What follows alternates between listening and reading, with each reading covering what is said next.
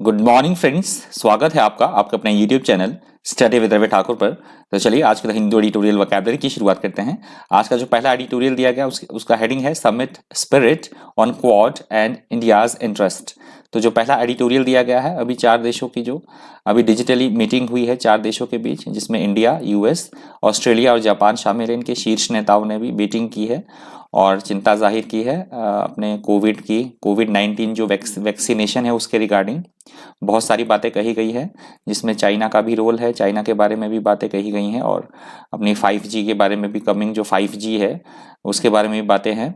तो इन चारों देशों की जो समिट हुई अभी डिजिटली, इसके बारे में सारी बातें दी गई हैं, तो आप पढ़ सकते हैं, इंपॉर्टेंट है। तो चलिए शुरुआत करते हैं। पहला जो वोकैबुलरी का पहला वर्ड है वो है परसेप्शन। परसेप्शन यहाँ पे नाउन की तरह यूज हुआ है। परसेप्शन का मतलब होता है किसी विशेष स्थिति की तरफ या किसी विशेष बात के प्रति विशेष दृष्टिकोण होना, अपना राय या अपना ओपिनियन, अपनी राय या मत होना, उसको बोला जाता है perception. Your perception of something is the way that you think about it और the impression you have of it, that is called perception. Perception के जो सिनोनिम्स हैं वो है अंडरस्टैंडिंग, फीलिंग और इम्प्रेशन। इसके जो एंटोनिम्स हैं वो है मिसअंडरस्टैंडिंग, इग्नोरेंस और फुलिशनेस। मिसअंडरस्टैंडिंग, इग्नोरेंस और फुलिशनेस सिनोनिम्स है अंडरस्टैंडिंग, फीलिंग और इम्प्रेशन। अगला शब्द है हमारा कोर्शन। कोर्शन यहाँ पे नाउन की तरह यूज हुआ है।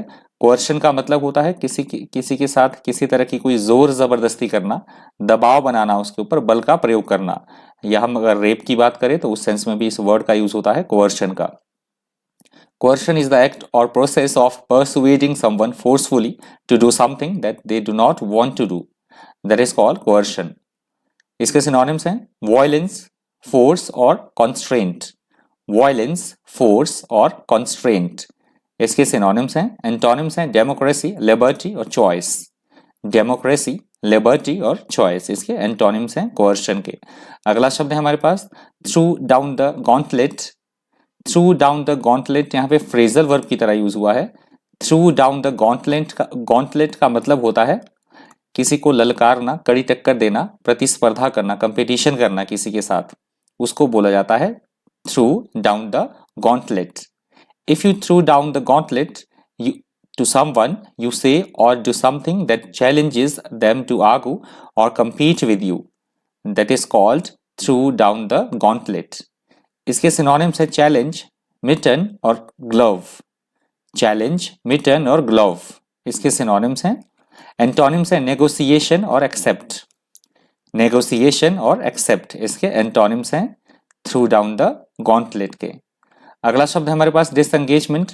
डिसएंगेजमेंट यहाँ पे नाउन की तरह यूज हुआ है।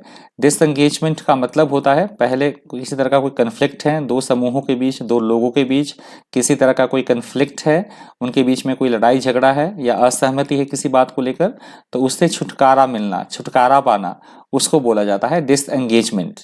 Disengagement is a process by which people gradually stop being involved in a conflict, activity or organization. That is called disengagement. इसके synonyms हैं detachment, separation और fallback. Detachment, separation और fallback इसके synonyms हैं। इसके antonyms हैं juxtaposition, connectivity और engagement.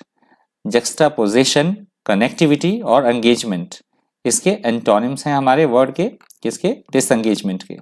Next word है हमारे पास कोalition। कोalition यहाँ पे नाउन की तरह यूज हुआ है। कोalition का मतलब होता है सिंपल लैंग्वेज में, यदि कोई पॉलिटिकली मोटिवेटेड, जब भी कोई एडिटोरियल होता है जिसमें राजनीति के बारे में बात कही गई होती है तो इस वर्ड का यूज होता है कोalition का।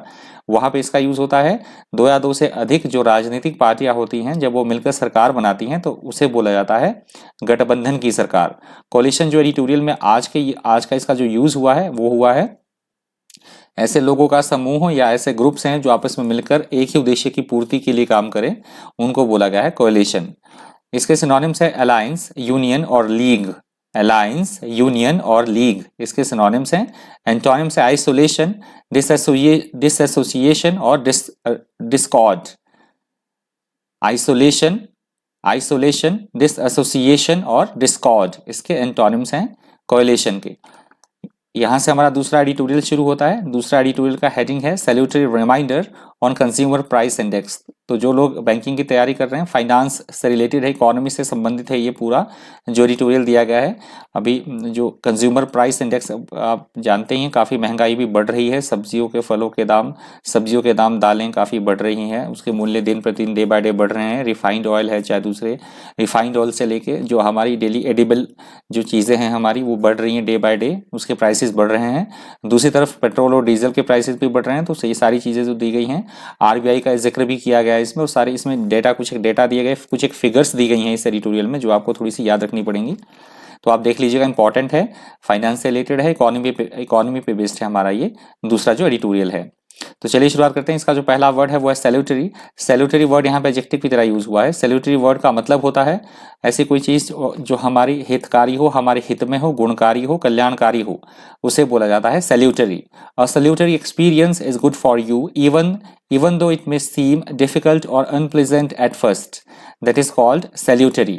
Salutary के जो synonyms हैं वो है beneficial, salubris और good. बेनिफिशियल, सेल्बोरिस और गुड इसके सिनोनिम्स हैं। एंटोनिम्स हैं इसके डैमेजिंग, इंजरियस और इल। डैमेजिंग, इंजरियस और इल इसके एंटोनिम्स हैं सैल्यूटरी के। अगला शब्द है वॉलेटाइल। वॉलेटाइल यहाँ पे एडजेक्टिव की तरह यूज हुआ है। वॉलेटाइल का मतलब होता है अस्थिरता होना किसी भी चीज में, एकदम से फटाफट चेंजेस होते रहें जिसमें, स्टेबल ना होना, अस्थिर होना, परिवर्तनशील होना, उसको बोला जाएगा इंग्लिश में volatile. A situation that is volatile is likely to change suddenly and unexpectedly that is called volatile. इसके सिनोनिम्स है अनस्टेबल, erratic और capricious. अनस्टेबल, erratic और capricious इसके सिनोनिम्स है। एंटोनिम्स है इसके स्टेबल और काम। स्टेबल और काम इसके एंटोनिम्स हैं वॉलेटाइल के। अगला शब्द हमारे पास क्विनक्वेनियल। क्विनक्वेनियल वर्ड यहाँ पे एडजेक्टिव की तरह यूज हुआ है। क्विनक्वेनियल वर्ड का मतलब होता है ऐसा कोई काम या ऐसी कोई बात जो 5 वर्षों तक हो।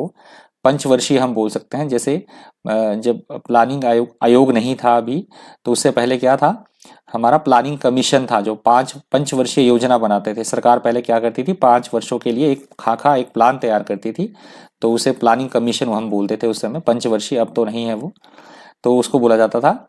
अब योजना आयोग है, तो उसको बोला जाता है क्विनक्वेनियल, जिसमें 5 सालों की बात कही गई हो। Quinquennial occurring once every 5 years और over a period of 5 years। ये नया वर्ड है, ध्यान रखिएगा। That is called quinquennial. Quinquennial synonyms है 5 year और 5 yearly। 5 year और 5 yearly सिनोनिम्स है। एंटोनिम्स है इसके annual, annually, each year.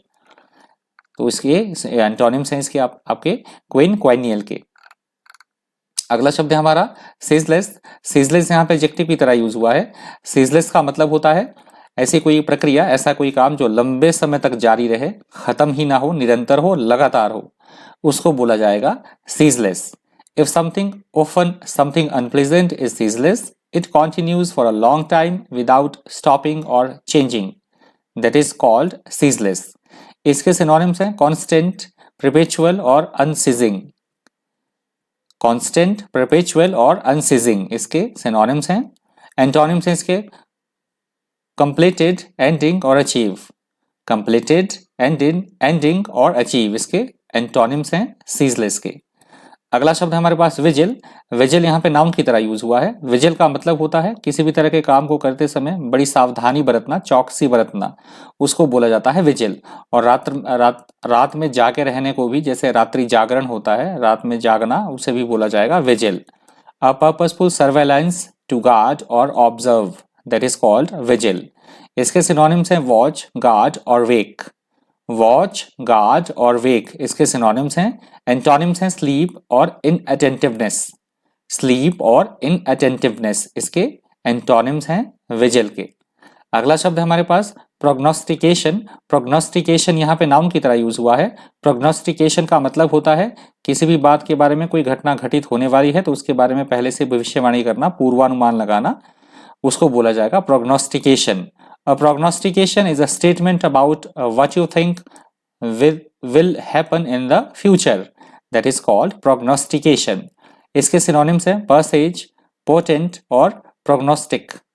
Presage, portent और prognostic इसके synonyms हैं। Antonyms है इसके assurance, काम और सर्टेनिटी। अश्योरेंस, काम और सर्टेनिटी इसके एंटोनिम्स हैं प्रोग्नोस्टिकेशन के। अगला शब्द हमारे पास एडिबल। एडिबल यहाँ पे एडजेक्टिव की तरह यूज हुआ है। एडिबल का मतलब होता है ऐसी कोई चीज, ऐसी कोई वस्तु जो हमारे खाने योग्य हो, जो हमारे लिए लाभदायक हो, जिसे हम खा सके, उसको बोला जाता है edible. If something is edible it is safe to eat and not poisonous, that is called edible. इसके सिनोनिम्स हैं ईटेबल, कॉमेस्टिबल और डाइजेस्टिबल। ईटेबल, कॉमेस्टिबल और डाइजेस्टिबल इसके सिनोनिम्स हैं। एंटोनिम्स हैं पॉइजनस और इनएडिबल। पॉइजनस और इनएडिबल इसके एंटोनिम्स हैं एडिबल के। अगला शब्द है हमारे पास परसिस्टेड। परसिस्टेड यहाँ पे वर्ब की तरह यूज हुआ है। परसिस्टेड का मतलब होता है कायम रहना, बने रहना, दृढ़ रहना। कायम रहना किसी बात का, परसिस्ट करना, कायम रहना, दृढ़ रहना, डटे रहना, उसको बोला जाता है persisted. If something undesirable persists it continues to exist, that is called persisted. इसके सिनोनिम्स हैं रेप्रिमांड, कॉन्टिन्यूड, माफ कीजिएगा, रेप्रिमांड नहीं है, रिमेन्ड है। रिमेन्ड, कॉन्टिन्यूड और परसिस्ट। रिमेन्ड, कॉन्टिन्यूड और परसिस्ट इसके सिनोनिम्स हैं। एंटोनिम्स है अबंडेंट और अब्सटेन्ड। अबंडेंट और अब्सटेन्ड इसके एंटोनिम्स हैं परसिस्टेड के। अगला शब्द है हमारे पास डिस्कंसर्टिंग। डिस्कंसर्टिंग यहाँ पे वर्ब की तरह यूज हुआ है। डिस्कंसर्टिंग का मतलब होता है ऐसी कोई बात जो हमें कंफ्यूज कर दे, हमें परेशान कर दे, उसे बोला जाता है डिस्कंसर्टिंग। ऐसी कोई बात या ऐसी कोई स्थिति जो हमें परेशान कर दे, that is called disconcerting. If you say that something is disconcerting, you mean that it makes you feel anxious, confused or embarrassed. That is called disconcerting. इसके सिनोनिम्स है disturbing, upsetting, confusing. Disturbing, upsetting और confusing इसके synonyms हैं। Antonyms हैं इसके comforting, pleasing और affable. Comforting, pleasing और affable इसके एंटोनिम्स हैं disconcerting के। अगला शब्द है हमारे पास वेंट। वेंट यहाँ पे वर्ब की तरह यूज हुआ है। वेंट का मतलब होता है किसी भी चीज में कमी होना, घटना उसका या क्षीण होना, दुर्बल होना, उसे बोला जाता है waned. If something wanes it becomes gradually weaker और less often so that it eventually disappears, that is called waned. इसके सिनोनिम्स हैं एम्बिड, ड्विंडल्ड और डिक्लाइंड। एम्बिड, dwindled और declined इसके सिनोनिम्स हैं। एंटोनिम्स हैं expanded और appeared। expanded और appeared इसके एंटोनिम्स हैं waned वर्ड के। अगला शब्द है हमारे पास potent। potent यहाँ पे नाउन की तरह यूज हुआ है। potent का मतलब होता है किसी भी बात के बारे में पहले से ही पता लग जाना कि कुछ घटित होने वाला है, पूर्व लक्षण दिखाई देना, पूर्व संकेत होना, शकुन होना, किसी तरह की चेतावनी होना, उसको बोला जाता है potent। A portent is something that indicates what is likely to happen in the future. That is called portent. इसके सिनोनिम्स हैं साइन, ओमेन और वार्निंग। साइन, ओमेन और वार्निंग इसके सिनोनिम्स हैं। एंटोनिम्स है एस्पिशियस और डूम। एस्पिशियस और डूम इसके एंटोनिम्स है पोर्टेंट के। अगला शब्द है डाइल्यूट। डाइल्यूट यहाँ पे वर्ब की तरह यूज हुआ है। डाइल्यूट वर्ड का मतलब होता है किसी भी चीज में कम दुर्बल हो जाना, किसी चीज का कमजोर बना देना, किसी को दुर्बल कर देना, या सिंपल लैंग्वेज में पतला करना। अगर मिश्रण की बात हो, पानी डाल के किसी चीज को पतला करना, डाइल्यूट उसको भी बोला जाता है, that is called dilute. If someone और something dilutes a belief, quality और value, they make it weaker and less effective, that is called dilute. इसके सिनोनिम्स हैं रिड्यूस, वीकन और थिन। रिड्यूस, वीकन और थिन इसके सिनोनिम्स हैं। Antonyms है strong, strengthen और अनडाइल्यूटेड। स्ट्रॉन्ग, स्ट्रेंथन और अनडाइल्यूटेड इसके एंटोनिम्स हैं डाइल्यूट वर्ड के। अगला शब्द है परपोर्टेड। परपोर्टेड यहाँ पे एडजेक्टिव की तरह यूज हुआ है। परपोर्टेड का मतलब होता है कही गई कोई बात, कही सुनी कोई बात, तथा कथित कोई बात होना जो कि किसी तरह के प्रूफ पर आधारित ना हो। कही गई कोई बात या तथा कथित होना, उसको बोला जाता है purported. To give the impression of being something or of having done something when this may not be true, that is called purported. इसके सिनोनिम्स है urged, supposed और so called। urged, supposed और so called इसके synonyms हैं। Antonyms है actual, apathetic और casual। माफ कीजिएगा, actual, एपेथेटिक और कैजुअल इसके एंटोनिम्स हैं परपोर्टेड के। अगला शब्द है हमारे पास पेरिलस, और ये पेरिलस वर्ड आज के द हिंदू एडिटोरियल वोकैबुलरी का अंतिम शब्द है।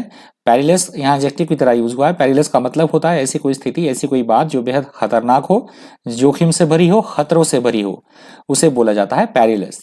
Something that is perilous is very dangerous. इसके सिनोनिम्स है डेंजरस, हैजर्डस और रिस्की। डेंजरस, हैजर्डस और रिस्की। इसके एंटोनिम्स है सेफ, हार्मलेस और सिक्योर। सेफ, हार्मलेस और सिक्योर इसके एंटोनिम्स हैं पेरिलस के। तो ये पेरिलस वर्ड आज के द हिंदू एडिटोरियल वोकैबुलरी का अंतिम शब्द था। यदि आपको वीडियो हेल्पफुल लगा हो, इन्फॉर्मेटिव लगा हो, तो प्लीज़ वीडियो को लाइक कर दीजिएगा, और अगर हो सके तो ज़्यादा से ज़्यादा शेयर भी कर दीजिएगा। अगर आप मेरे चैनल पर पहली बार विजिट कर रहे हैं तो चैनल को सब्सक्राइब करना, और साथ में जब भी मैं कोई आपके लिए नई वीडियो लेके आता हूँ, नई वीडियो अपलोड करता हूँ, तो उसकी नोटिफिकेशन आपको टाइम टू टाइम मिलती रहे, उसके लिए बेल आइकन प्रेस करना बिल्कुल भी मत भूलिएगा। तो आज के द हिंदू एडिटोरियल वोकैबुलरी में इतना ही। इसी तरह के इन्फॉर्मेटिव वीडियोज़ के लिए बने रहिए चैनल पर। Thank you. Thanks for watching.